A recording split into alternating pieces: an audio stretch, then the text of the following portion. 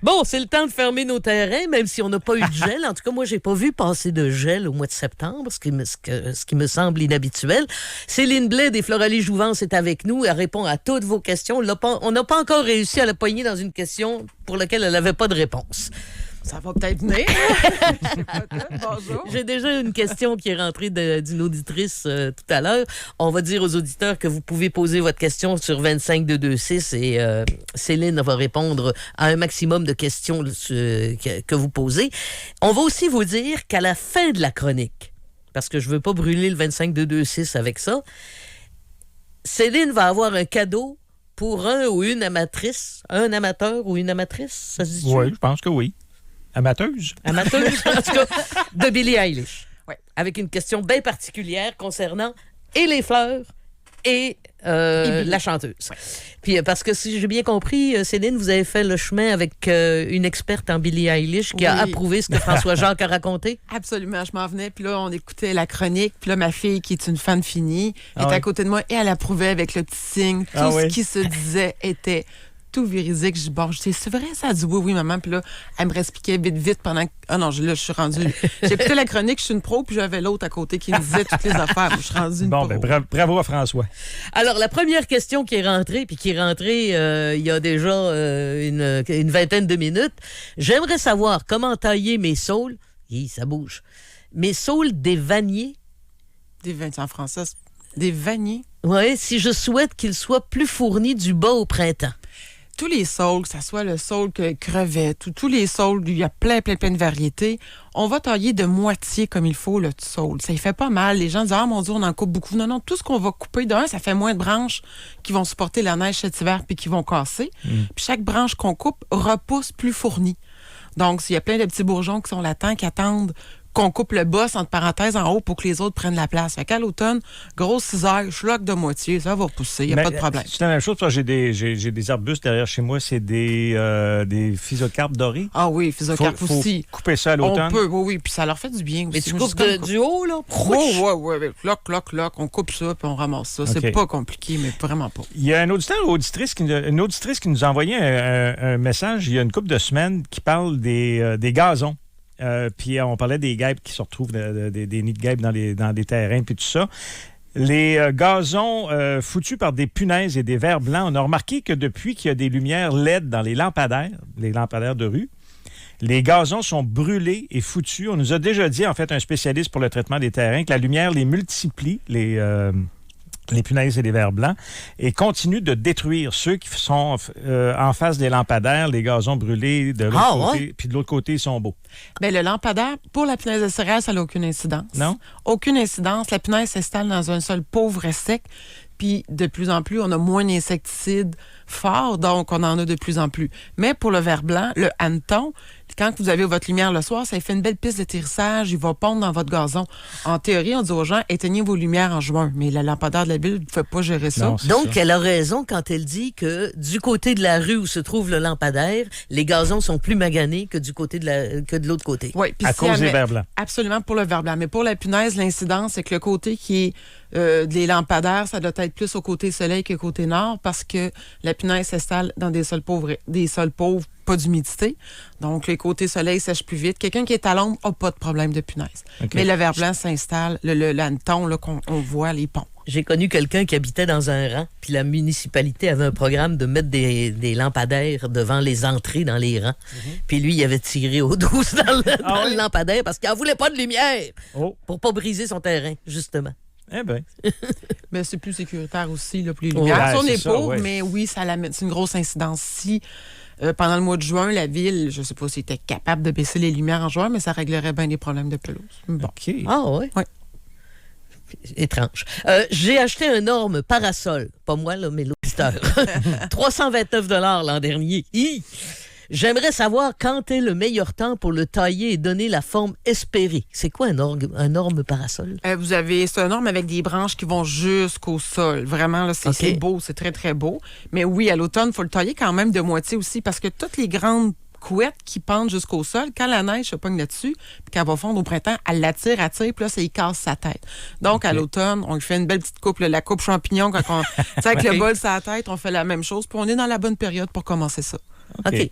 Donc, il coupe la moitié là, des ouais, branches. ouais. Puis là, c'est vraiment la coupe champignon. On a l'image là, avec le toupette puis tout, on y fait ça. Puis OK. durant l'été, s'il est trop poussé puis il est trop long, on peut l'enlever encore. Je fais quoi avec un gazon qui a de la rouille jaune? Là, c'est ça. Moi, j'ai fait des lectures là-dessus. Je suis pas une spécialiste de champignons dans les gazons, mais le seul produit que j'ai lu, il y avait du soufre qui pouvait s'appliquer. Le champignon s'installe dans un sol qui a trop d'azote. Donc, si le gazon est trop boosté en azote, ça peut amener le champignon.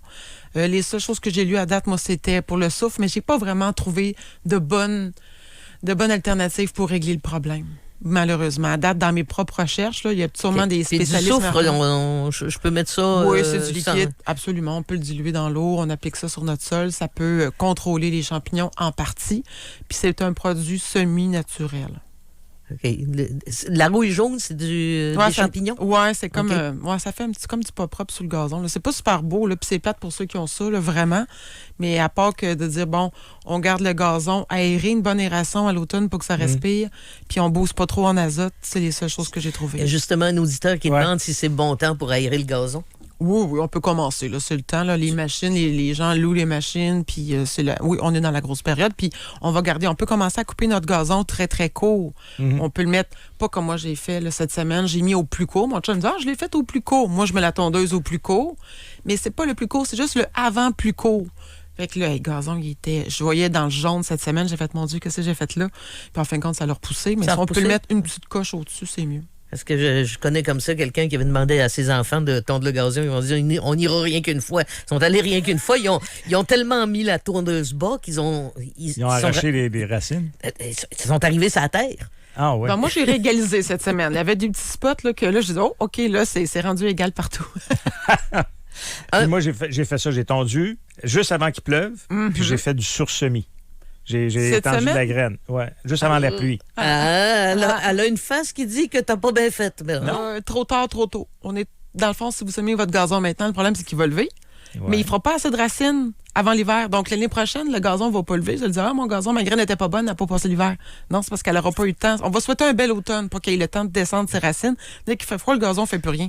Fait qu'il ne descendra pas ses racines. il aurait fallu que tu fasses ça au début de septembre. On dit à la fête du travail ou plus tard, on appelle ça un semi-dormant. Donc, juste avant que OK. quand la terre gèle puis que tout le monde, il n'y a plus rien qui se passe dehors, on met notre graine. La graine passe OK. l'hiver là en dodo, puis elle germe au printemps avec la nature. Elle se Parce réveille. que moi, j'attendais une journée de pluie là, Ouais.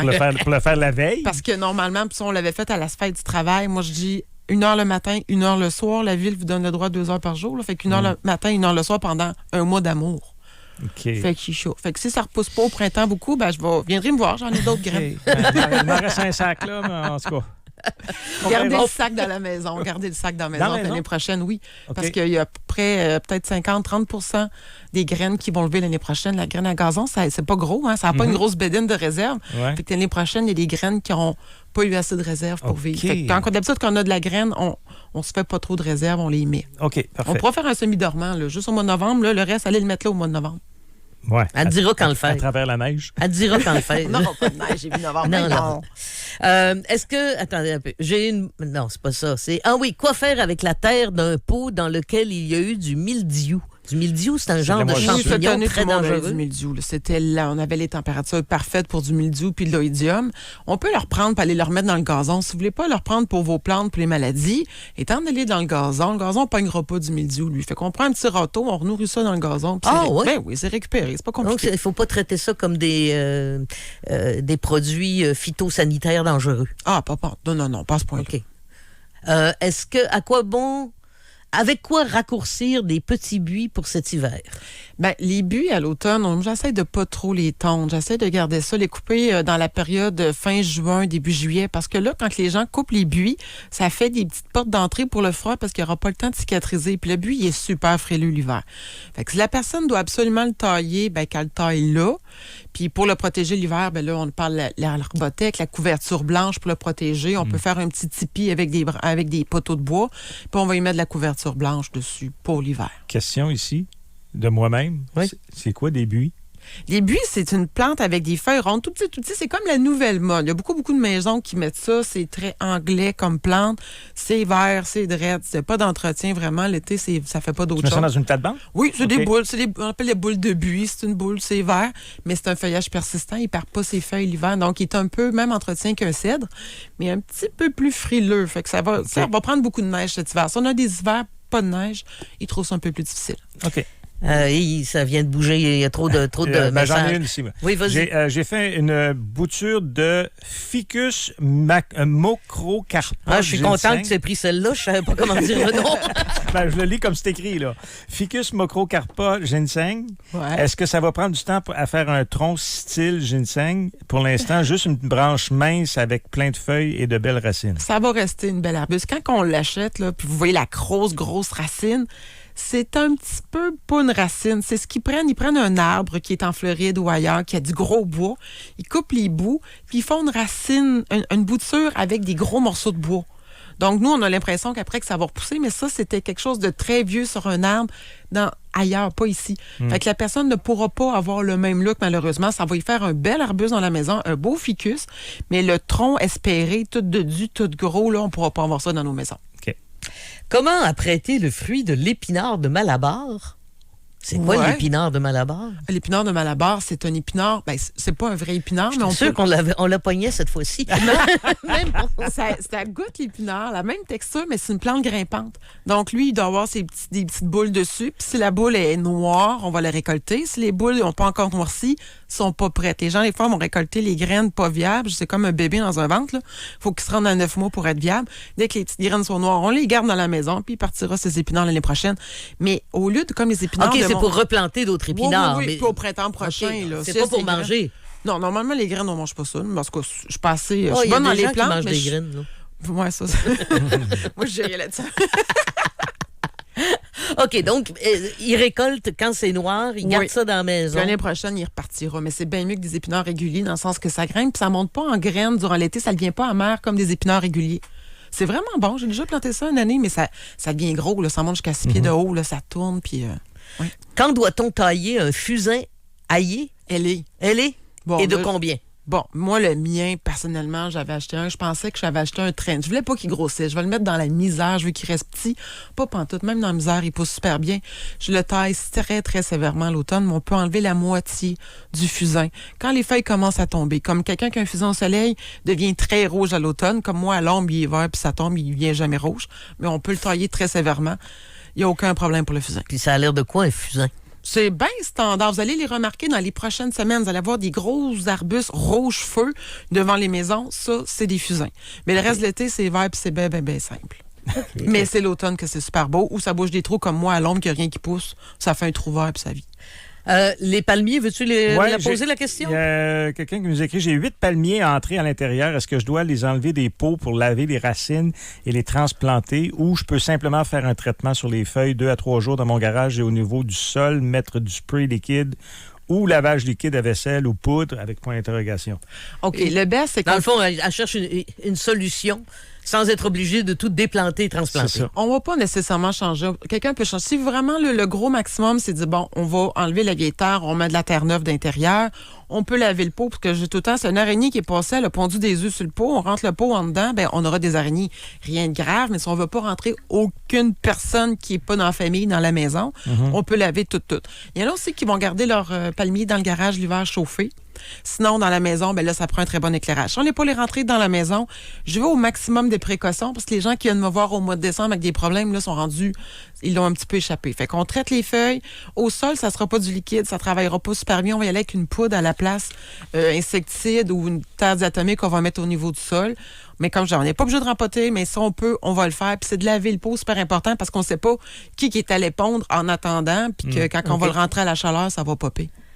Donc, elle peut faire ça sans avoir à faire la grande Ah transplantation. oui. Puis laver les racines, ça stresse une plante pour rien. Et là, oui, même laver les racines, ça n'enlèvera pas les œufs sur des racines de toute façon. OK. Fait que même si elle lave puis qu'elle rempote, ça prend quand même de la poudre pour aller gérer ça. Il arrive quoi si je taille mes vivaces avant une gelée? Ça fait rien. Ça fait rien? Non, il y a une année, moi, j'étais vraiment pressée. J'avais taillé mes émiracales de bonheur. Ben, il avait repoussé. Fait que j'avais dû retailler une deuxième fois avant l'hiver d'attitude, mais sinon, c'est pas grave. Est-ce que je me trompe ou un mois de septembre sans gel, c'est rare? Ben, l'année passée, on n'en a pas eu. Non plus. Il y en a eu un automne tellement long que moi, en tout cas, j'ai un arbre qui n'avait pas perdu ses feuilles. La première neige est tombée, puis les feuilles étaient encore dessus parce que l'été avait tellement été épouvantable. Puis l'automne avait été beau que les plantes avaient repris ce qu'ils n'avaient pas pris durant l'été, durant l'automne. Mais ça arrive à chaque année de plus en plus. En 1980, 9 septembre à Trois-Rivières, ma mère dirait encore on avait une gel parce que quand je me suis levée pour aller à l'hôpital avec ton frère, quand j'ai accouché, ton père avait gratté les vitres. Mais c'est des mois de septembre de plus en plus beaux qu'on a, puis on va y prendre. C'est vrai, hein? Moi, je me souviens que les années où j'étais à Jonquière, là, dans les années 80, là, au mois de septembre, il y avait au moins une chute de neige. Oui. Aux alentours du 20 septembre, la première chute de neige arrivait, donc il y avait gelé avant.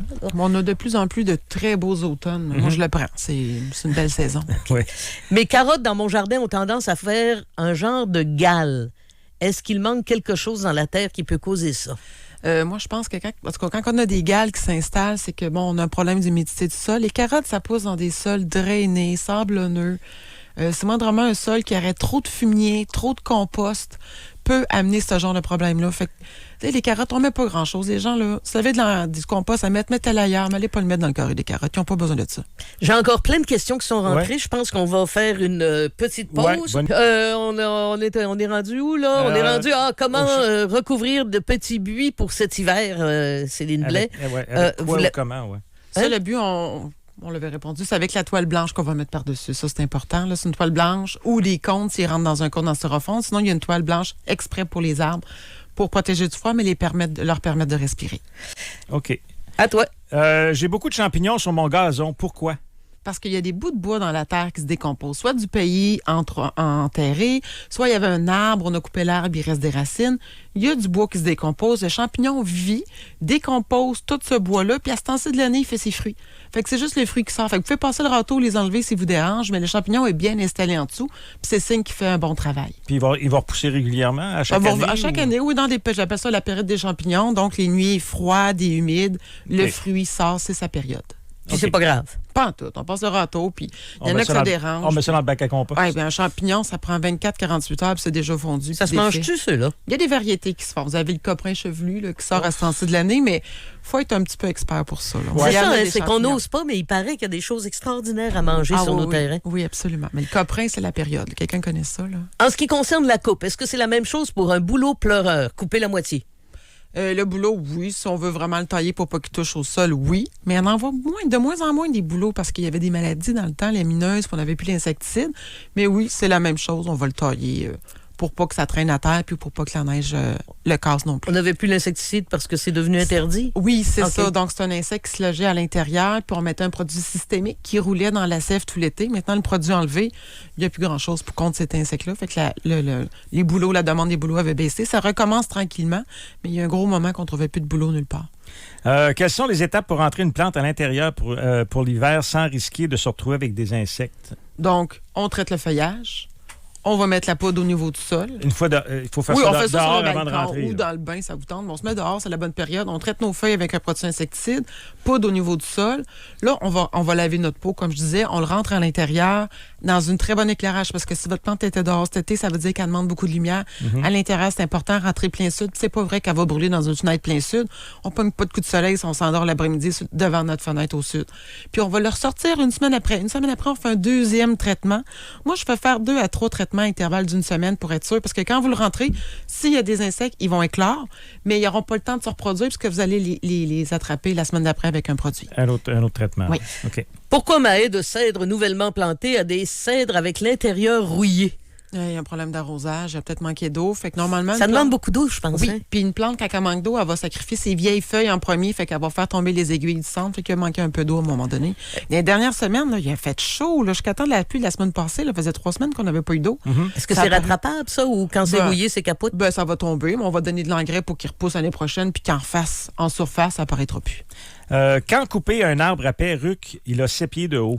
Un Chez le arbre à coiffeur, perruque. chez le coiffeur. Ouais, On va le faire. Ça, c'est une plante qui a froid souvent l'hiver. Fait qu'on va le faire au printemps. Quand elle redécolle puis qu'elle repousse, souvent, de toute façon, il y a des petits bouts qui vont avoir gelé quand que ça va redécoller au mois de mai. Puis là, on va y faire sa taille à ce moment-là, mais je vais essayer de ne pas faire tailler ça à l'automne pour être sûr de qu'il gèle pas. C'est quoi un arbre à perruque? Ça s'appelle du cotinus. Allez voir sur Internet, le cotinus. La fleur est comme à perruque. Il y en a qui appellent ça l'arbre à boucan. C'est vraiment beau, c'est très vaporeux. Vous en avez à feuilles rouges ou à feuilles vertes. La fleur est vraiment belle. C'est vraiment comme, moi j'appelle ça un arbre à boucan plus qu'à perruque. Mais les deux noms se fait, c'est vraiment beau. Si quelqu'un va le voir sur Internet, cotinus, je trouve ça vraiment... Mais vraiment c'est fragile. Ben, avec 2 hivers, des fois qu'on a, on ne sait jamais avec les froids. Là, les variétés sont rendues plus résistantes qu'avant, mais ça arrive au printemps qu'il y a des petites têtes qui gèlent. On taille, puis ça repousse super vite. Est-ce vrai que la cendre de poêle à bois est bonne pour le gazon? C'est votre poêle à bois qui est pas bon pour l'air. La Ouais, ville ou va de vous la tuer. cendre de foyer. Vous êtes-vous déclaré? La ville va vous traquer. J'ai déjà entendu ça aussi, de la cendre de foyer. La ça peut cendre, être les bon. gens mettent ça un peu partout. Ça amène du calcium. Mais ça dépend de ce que vous allez avoir brûlé. Ça dépend de vos essences que vous allez brûler. Puis la cendre n'est pas assimilable tout de suite. Il va falloir que les bactéries dans votre sol décomposent votre cendre pour la mettre. Puis si on en met trop, ça peut devenir toxique. Ça peut faire le contraire. Y aller tranquillement. Veux-tu Ok. faire une petite dernière? Une petite dernière, j'ai plusieurs noyers noirs d'Amérique de 3 à 5 ans qui ont beaucoup progressé cette année, donc beaucoup de nouvelles branches. Est-ce que je dois couper les branches ou j'attends au printemps? Si on veut tailler, j'appelle ça la taille d'entretien. Donc, on va tailler toutes les branches qui poussent vers le sol. Les branches qui poussent vers le tronc à l'intérieur, on va les enlever. Puis si on a beaucoup de têtes qui poussent en ligne droite, là, vraiment à la verticale, on va s'en tailler quelques-unes pour se garder juste une tête chiffre. Ça, c'est la taille d'entretien, tout simplement. OK. Avec les questions qui sont rentrées, on pourrait faire une autre émission, mais on va le faire une autre semaine. Céline Blais va revenir régulièrement dans cette période d'automne où vous fermez vos terrains. Là. Ouais. D'autant plus que ça a l'air d'être lent pour fermer les terrains. Ils ne Oui. même pas.